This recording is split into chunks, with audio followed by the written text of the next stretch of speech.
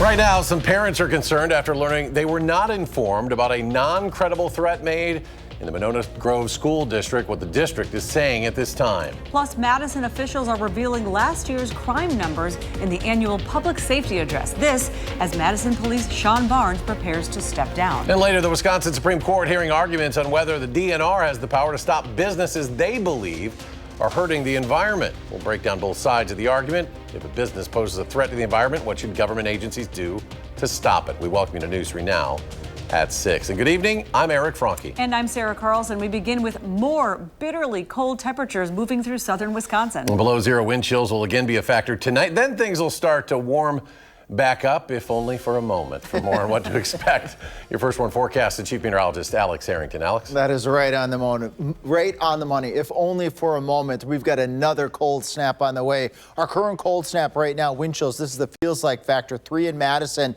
-3 in the Dells, going up further on 90, -7 in Camp Douglas, swinging down on 90, -4 in Janesville right now. So it feels very cold out there. Not dangerously cold like we were seeing this morning, but certainly very cold enough. Planning our evening, I like to show this slide here at 10 o'clock newscast, -5. That's what it's going to feel like outside, and that's why I am inside. That's why folks should be inside. And those future track wind chills for tomorrow morning for work and school, -7 in Madison, closing in on -10 below across much of southern Wisconsin, maybe dipping even colder than -10 below in the Dells and in Camp Douglas, where they tend to be some of our colder spots when we have these conditions present.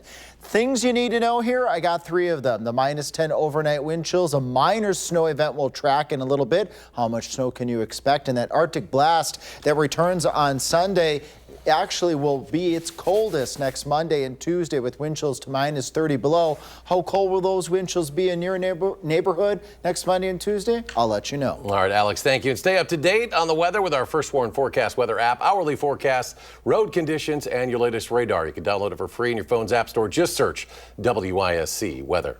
The Monona Grove School District says a threat made by a student was not credible. However, it is still raising concerns from parents asking for more transparency from the district. A spokesperson tells us that a photo was posted on Snapchat, which included a threat to a school in the district. However, Monona police were contacted, and the district's student resource officer did investigate the threat. According to the district, the parents of the students directly involved were contacted. However, others were not. Now, we were informed by uninvolved district parents with concerns that they had not been informed, especially in light of the December shooting at Abundant Life Christian School. The district tonight is telling us, quote, "We can assure you that any student found responsible for making threats of violence will face consequences." They also tell us they can't go into details on those consequences or the student due to privacy laws. As for why more parents were not informed, they tell us the district is focused on impact when choosing what information to communicate with families and when. There is a community safety meeting scheduled for the 13th of February. And we have an update tonight on the case of a suspicious death from last October. Madison police say they're pursuing first-degree homicide charges against James Barnes Morris. This is in connection to the death of 24-year-old Brooke Stratton. Police say Barnes Morris was the last known person with Stratton. They were seen together on the west side near Odana Road and Whitney Way. Now, someone reported Brooke missing on October 1st, and 2 days later, crews found a body in a pond at the UW-Madison Arboretum. The remains were identified as Stratton's, and her death was ruled suspicious. Barnes Morris has been in the Dane County Jail since police found the body on unrelated charges.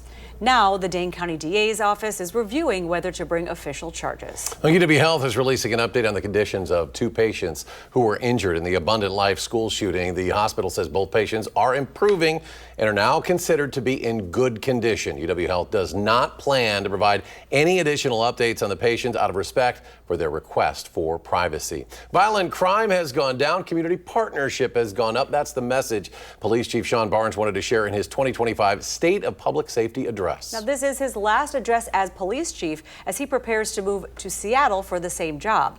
Arman Rahman breaks down some of the numbers.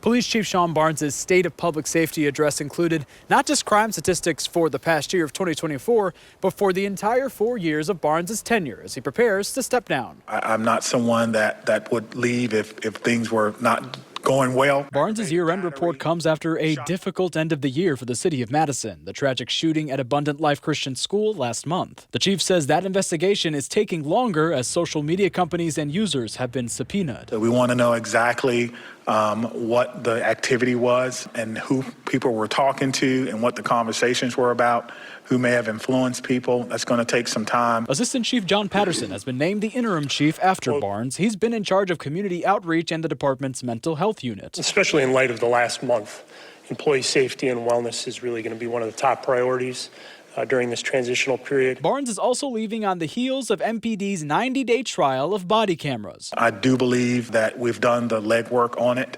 I hope that the department moves towards body-worn cameras and our community sees some value in it.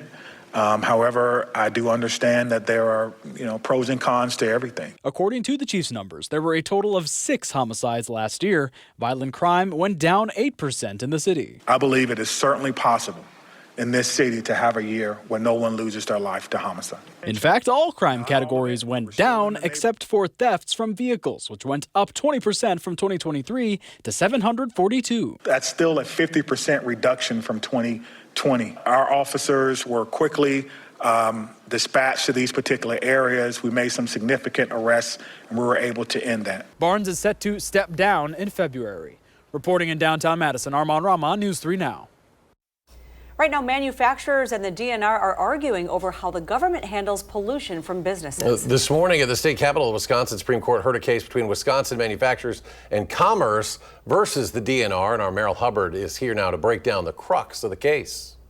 At the center of this argument is how people interpret the Wisconsin spill law, which requires anyone who causes, possesses, or controls a hazardous substance that was discharged into the environment to take action to restore the affected air, land, and waters. The argument is about the DNR's ability to address toxic PFAS under that law. Respondents' position would fundamentally rewrite the spills law. Colin Roth, representing the DNR, explains that the spill law has been used for nearly 50 years. The spill law has worked so well for decades, precisely because the legislature broadly defined the hazardous substances that dischargers must report and clean up. The respondent, WMC, represents Leather Rich, a small family-owned dry cleaning business based in Oconomowoc. Ms. Cantor has spent 6 years and several $100,000 just trying to decipher what the law requires of her. The respondents question how the DNR regulates pollution that comes from their client's business and suggests the legislature play a larger role in rulemaking. It's a fundamental principle of our legal system that regulated parties have fair notice of what is forbidden or required of them. And that's why rulemaking is required here. This take received sympathy from Justice Rebecca Bradley. Where's the help? Is that your argument? And some criticism from Justice Jill Karofsky. How is DNR supposed to communicate with your client when communicating with your client leads to you suing them? They were communicating with your client about these very issues. The DNR argues that more rulemaking will slow down its ability to combat pollution from PFAS and other contaminants, standing by the spill law. If agencies cannot administer laws like this one without rulemaking, executive branch activity would grind to a halt. The Supreme Court could rule on this case within the next couple months. Now we do have breaking news. The Sun Prairie PD holding a press conference on a police presence on Egray Road. Let's listen in. Good evening. I'm Jeff Hook. I'm the interim chief of police in Sun Prairie. And the Sun Prairie Police Department, with assistance from the Dane County Sheriff's Office and the Wisconsin Department of Natural Resources, has been following up on leads related to the disappearance of 27-year-old Ingrid Valverde Ponce. The Sun Prairie Police Department is requesting the community's assistance with information on Ingrid, who was reported missing by her family on Sunday, January 12th, 2025. Ingrid was last seen on the evening of January 11th, 2025, leaving a gathering near the 100 block of West Klubertons Drive in the city of Sun Prairie. She was observed entering a dark-colored SUV. At approximately 2:30 today, a Dane County deputy located a deceased individual in a farmer's field in the area of Portage Road and State Highway 19. The individual matches Ingrid's description, but confirmation of the identity is pending. The Sun Prairie Police Department, along with the Dane County Sheriff's Office and the Dane County Medical Examiner's Office, will continue working together on this investigation. The Dane County Medical Examiner's Office will confirm the identity of the deceased when available. Our thoughts are with Ingrid's family, loved ones, and the community during this incredibly difficult time. This remains an active investigation, and more details will be provided when they become available. Thank you. Thank you, Chief. Good evening. My name is Sheriff Calvin Barrett. That's K-A-L-V-I-N, Barrett, B-A-R-R-E-T-T.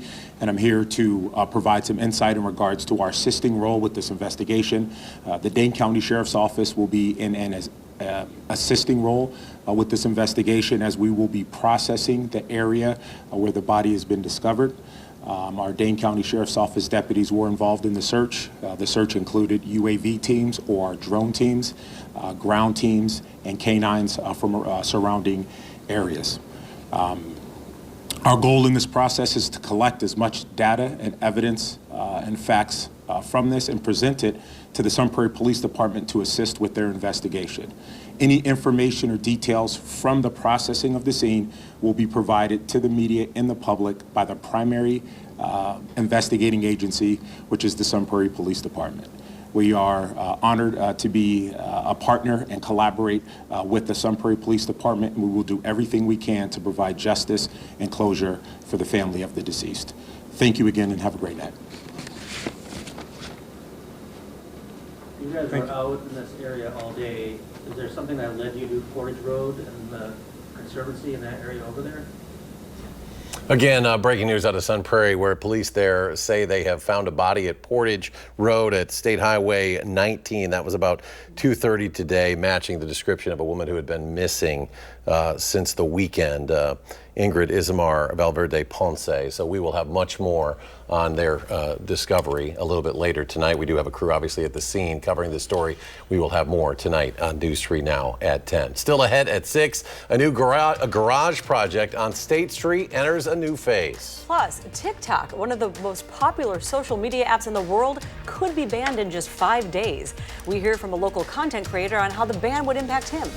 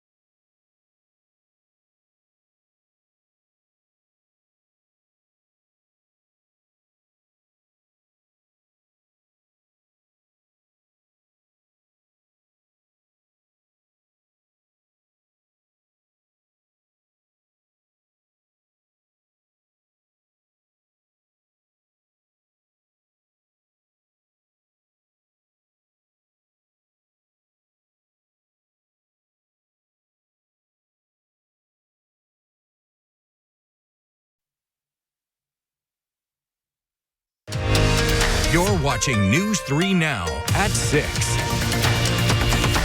Welcome back. We are just days away from the popular social media app TikTok possibly being banned in the United States. A law that requires the social media app's Chinese owner ByteDance to part ways with the platform takes effect January 19th. Our Jalen Banks joins us with how the ban may impact some local content creators. TikTok, the popular video making app which has defined the last half decade, coming to prominence during the pandemic, may be seeing its last days in the U.S. And for one Madison content creator, they say they're crossing their fingers they can continue to do what they love, making videos. Meet Drew Walls, a local content creator. Walls has been making content since 2019, but caught his break in 2023, leading to opportunities he did not see coming. I did 2 Disney trips. I also worked with ESPN. That was my first deal last year. January 1st, ESPN hit me and they was like, we want you to do a video for the divisional game for the Ravens versus the Texans. Yeah. And that was literally January 1st. Barring a sale of the app by Chinese company ByteDance or delay from the Supreme Court, TikTok will be banned in the U.S. on January 19th. TikTok, you really could be yourself on there. You really can be authentic. You get a lot of information. It's a lot of things that I learned from TikTok, you know, just about like cleaning my house because I do lifestyle content, you know, and seeing other creators and stuff like that. So it is kind of like a bummer. Walls has nearly 300,000 followers on the app, which has become a revenue stream of his he could lose. I just do videos for companies. So they pay me for a 30-second video. And so like me doing it on Instagram, it's like the same as TikTok, but like I said, I charge more on there. And Walls shares with me he plans to continue to make content on both YouTube and Instagram if TikTok does in fact get banned, a move many content creators may have to pivot to. For now, reporting in Madison, Jalen Banks, News 3 Now. Jalen, thanks. And as of last July, TikTok had over 120 million users here in the U.S. A parking garage project on State Street is moving to phase 2 of construction now. This is the project that's replacing the former Lake Street parking garage. The second phase is expected to include hundreds of units of housing on top of the parking garage structure. It's expected to be completed by June of next year. Still ahead, you may want to keep a close eye on your mail, how you could get a little extra cash this month without having to do a single thing. Plus, a wild scene at a grocery store in Illinois the other day. Why animal experts say this coyote may have wandered inside. And warmer temps are on the way. Alex fills us in on when they'll get here. His complete forecast is coming up.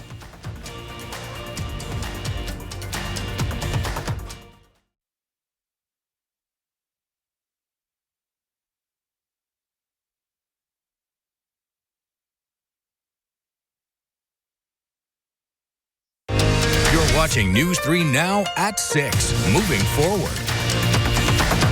Welcome back. The IRS is sending more than $2 billion to taxpayers who didn't get their COVID stimulus payments. That payment will be sent to taxpayers who filed a 2021 return but left the data field for the recovery rebate credit blank, or they filled it out as $0 when they were actually eligible for the credit. About 1 million taxpayers will get special payments of up to $1,400 from the IRS. The IRS will send letters to those eligible for the payment. They'll go out automatically and should arrive by direct deposit or check later this month. They'll be sent to the bank account listed on the taxpayer's 2023 return or to the address that the IRS has on file. Meanwhile, an Aldi store in Chicago had to conduct a different kind of recall yesterday. This after a coyote wound up in the produce section. This video, viewed millions of times on social media, shows police yanking the animal by the tail out of the shelves there. Witnesses say the animal had been roaming the parking lot when it somehow ended up inside the store and in the produce shelves. One expert says the coyote may have been looking for love, since January through March is mating season. Some of these animals, the ones especially that make a mistake and they find themselves into a building, often are what we call transient animals. So these are animals that actually don't have a mate yet.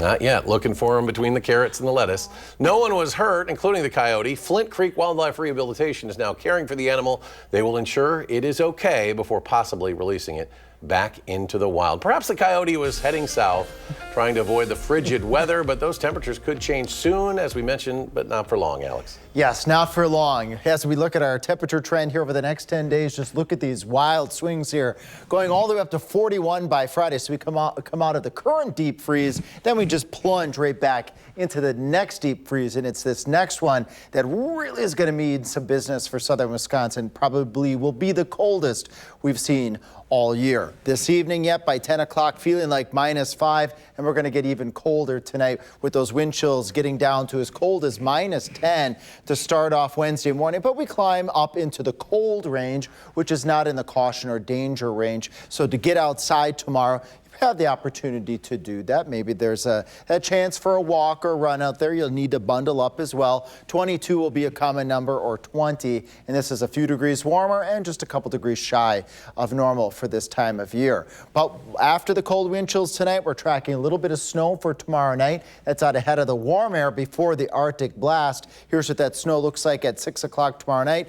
Dells over towards Boscoville, sweeping down to Madison around 8 o'clock. This will be scattered snow shower activity. So not expecting widespread snow that lasts all night, just a little bit, enough to make a dusting, enough to make a couple of slick spots you might want to be aware of Wednesday night going on, maybe into the very beginning of Thursday.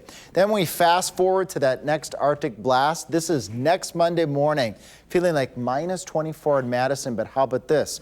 Up towards central Wisconsin, our friends Juneau, Adams, Marquette, Green Lake counties pushing nearly -30 below zero for wind chills. That will repeat itself not just Monday morning, but also Tuesday morning as well. That's why we started highlighting alert day conditions yesterday to get you folks in southern Wisconsin the first alert day information out there for that dangerous cold expected early next week. And coming up in sports, it's on to Ohio State for Wisconsin, while the Badgers say the key for tonight's game is defending the 3. That's next on News 3 Now.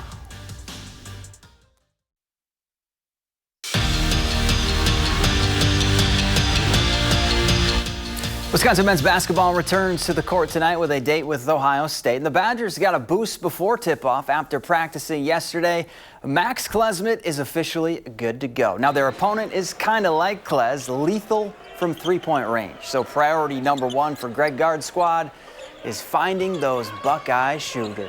Most teams at this level are going to have some weapons from 3, so it'll be, we got to know where people are. We got to make sure we're on point and not making mistakes and screens. Yeah, I think just locking in on personnel and knowing, knowing who's looking to shoot, who's looking to drive, and just pick up on tendencies. I think our coaches have prepared us well with the film sessions and the practices.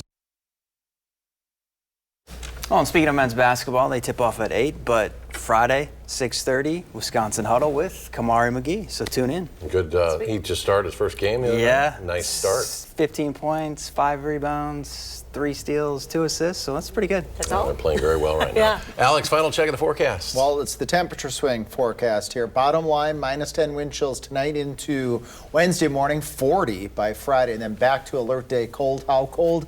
-25 to -30 below wind chills next Monday and Tuesday. Look at next Monday, Tuesday, going on into Wednesday. Very cold temperatures. Coming up at 10, I will explain a little bit about the science behind our average temperatures this year. It's going to surprise you. All right, coming up right after the show, Sarah and I, along with Susan Simon, will be answering your questions on Facebook Live about Sarah's return to News 3 Now. Again, that's at 6:30 on our Channel 3000 Facebook page. See you there.